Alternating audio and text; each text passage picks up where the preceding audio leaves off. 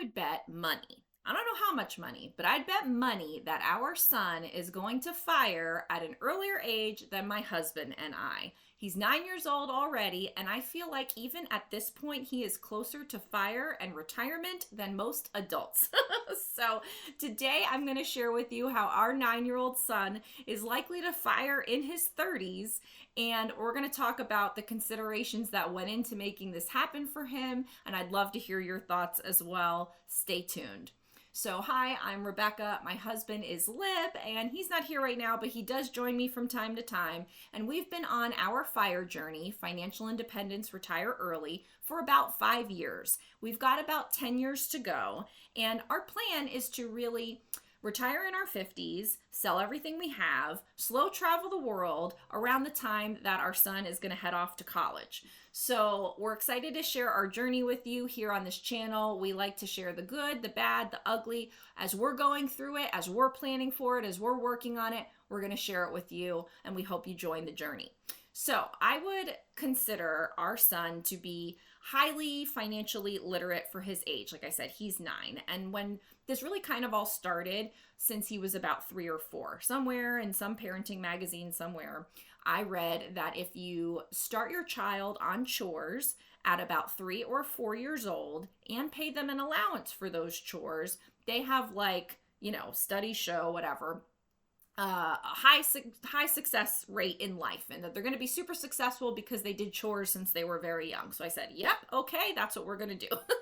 So we do have him do chores that are like for free. Like, because we let you live here for free and you're the kid and we're the mom and dad, there's some things that you're going to do just because, right? So those chores just happen just because. But then there are extra chores that he's required to do. Some are daily chores, some are as needed, some are weekly chores. And for those chores, he receives an allowance. And it was recommended, again, I don't know if it was that article or another article, that said you pay them $1 for every year of life. So when he was 3, he got $3. When he was 4, he got $4. Now he's 9, he gets $9 per week. Every year on his birthday, we obviously up the amount of allowance, but we also add a chore, or we fine tune a chore. So like, he has been sweeping the house since he's 3, but obviously when he was 3, he did a very terrible job. So over the years, we have fine-tuned the sweeping so that he's gotten better and better at it. I will say even at 9, he's not super great at it, but he does it and he's getting better each time. So I think the idea is it's just continuing to reinforce these responsibilities, these chores. Obviously, it's teaching them about money on the allowance side of it, but the chores are teaching good work ethic, pride in what you do. Sometimes he just bamboozles it. And I'm like, no, that's not the kind of people we are. We are people that do it the right way because it's the right thing to do. And so it's a lot of character building and stuff like that. And we love to just really jam all those old school values in him. So we've been doing the chores since he's been 3 or 4, the allowance. And actually a portion of it, what he needs to do is like take a portion of it. It goes to charity, and we take that money and we go and buy food for a local food pantry that we volunteer at. So that's his charitable thing. He knows that he needs to put money into a college fund. Recently, it's switched to a custodial account, which we'll talk about here shortly. And then he also has a savings account that he puts money into a savings account. And he got the savings account at about, I want to say 4 or 5. I can't remember if we started it when we started the chores or if it was after, but we found a local credit union that has like a kids savings account. And we started that for him. And so we would get used to like how to fill out the deposit slip and what information do you need and talking to the teller and all of those kinds of things. So he does the chores, he gets the allowance, he's got a savings account. He knows about interest. He loves seeing his statements come. He knows how to read his statements, and he calls it the free money. So he knows that he gets interest or free money for allowing the bank to hold on to his money. And so he loves seeing that add up. So the next logical step from there, once I felt that he had really gotten, all he could get out of learning, like, okay, I have this savings account, great, I just keep putting money in there. Then we said, it might be time and he might be ready to start learning about investing. And we created a custodial account. I can't even say that custodial account for him with where we have our brokerage accounts. And so that money is in my control right now for him. But as soon as he turns 18, that money becomes his. So we do everything together, but I'm, the one handling it. And then it automatically becomes his at 18. So it's not like a trust or anything where there's conditions or whatever. It's just like automatic. So we opened up the custodial account. We started it with a couple $100 just to get him, going. We gave that to him as like a birthday present.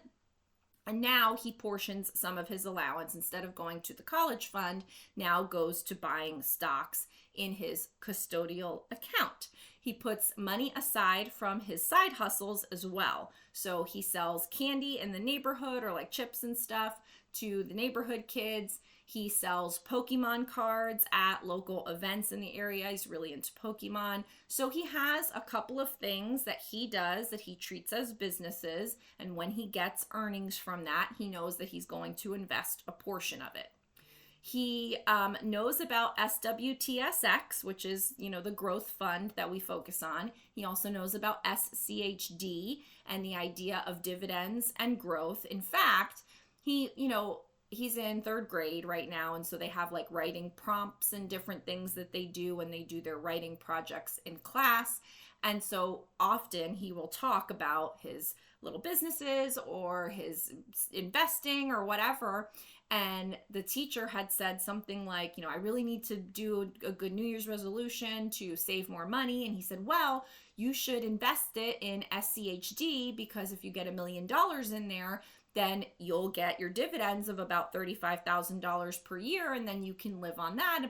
And he was just and so then the teacher sent another student to go get him, like, what was that stock again? So he's literally at school giving out stock tips to the teachers, and I couldn't be more proud.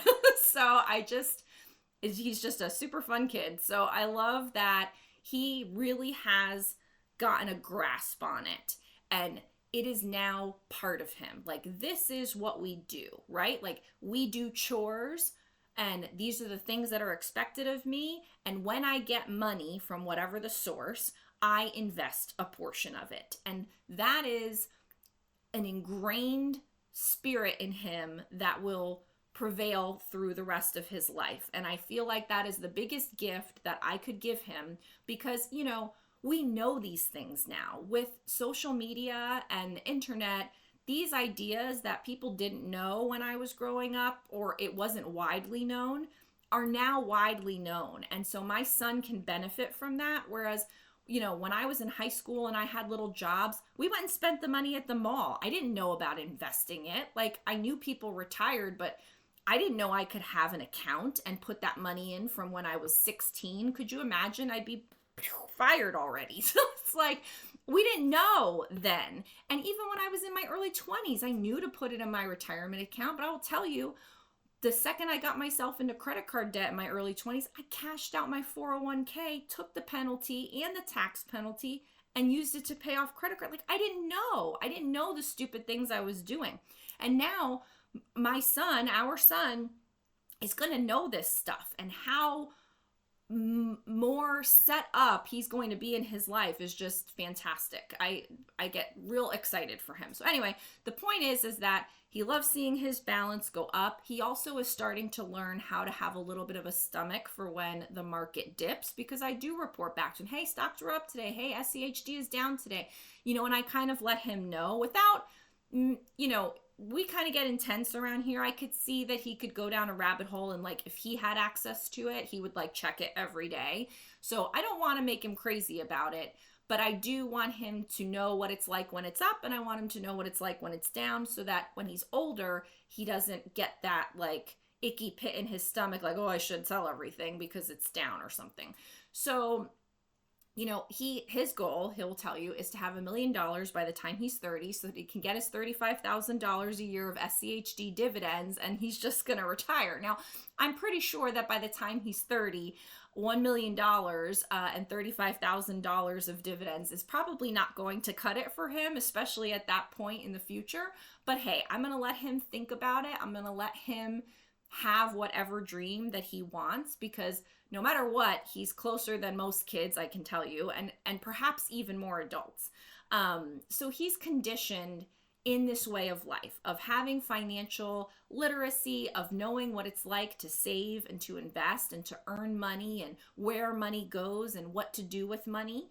And so he knows no other way. And when that money becomes his when he's 18, I don't worry about him going berserk with it, because I can tell even now he hates to part with his money. He'd much rather save it and see the bank account go up than to spend it. He wants to spend my money. He doesn't want to spend his money. So I look at it also like, if my husband and I can get him off to a good financial path, then that's also obviously great for him. But how many kids get themselves into financial trouble and then go barking up mom and dad to say, hey, can you help me with my credit card debt? Hey, can you help me with a down payment for a house? Hey, can you help me buy a car or whatever? My car's in the shop. Can you lend me some money? I don't have enough money to live. Can I move back home with you?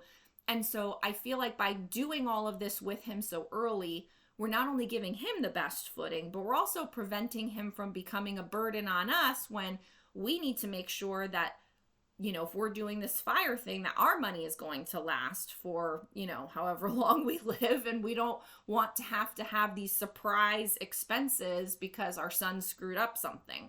So obviously we would help him, but we would like to try for that not to happen. So, I don't know if he's going to get to $1 million by the time he's 30. I mean, right now he's 9, it's 21 years away. And by the time 30 comes, he really won't be in his super peak earning years. So yes, he's got compounding on his side, but whatever money he makes from his little side hustles now to when he's in high school and he bags groceries at Publix or something, is that amount of money and the time going to make up for that earning potential that you have when you're in your 30s? I don't know. So we'll just have to see. I'll keep you posted. But the idea that he thinks about it, the idea that he knows a world where you don't have to work till you're 65, that you could work until you have enough money and then you can stop working. Or maybe he takes a job that he really loves that doesn't pay that much, but because he does have $1 million in SCHD and does get $35,000 a year of dividends, those two things combined get him through. And so that's a life that I think would be great for him as well. So I say again, all of this because I don't have all the answers, but as my husband and I and our family really go through all of these things on our fire journey, we're excited to share it with you. So that you have someone else to go through this with and can help you kind of be a sounding board and make those decisions within your family too, or just to know what's even possible. So if you have a child and you don't have a custodial account for them, that may not be where you start. You may want to start with the chores thing. I have a friend, her twins are a year older than my son. And, I kept saying, you really should do chores with them. You really should get them bank accounts. Like, it's so great for them to learn. And here's what my son said. And there's all these conversations you can have with them. And she's such a great mom and does so many great things with them. But she was really kind of like putting blinders on to financial literacy for her boys. And finally, this past year, she said, that's it. I'm doing it. I'm going to manage it. It's another thing, right, that moms have to manage. And so she was like, I'm going to do it. I'm going to set them up with the chores. And this is going to be the list of what they do. And this is how much they're going to get. And so she will build up. They will get savings accounts eventually. I'm sure she will do custodial accounts for them. And that's great for them. And I'm super excited for them. And it's nice for me to say, like, me and my son were an example to get them on this path too. So I hope that that is helpful to you. You start where you can, you work your way up, but I wish you guys nothing but the best in your family and on your fire journey. Say hi in the comments. Don't forget to like the video and subscribe, and we'll see you next time. Bye.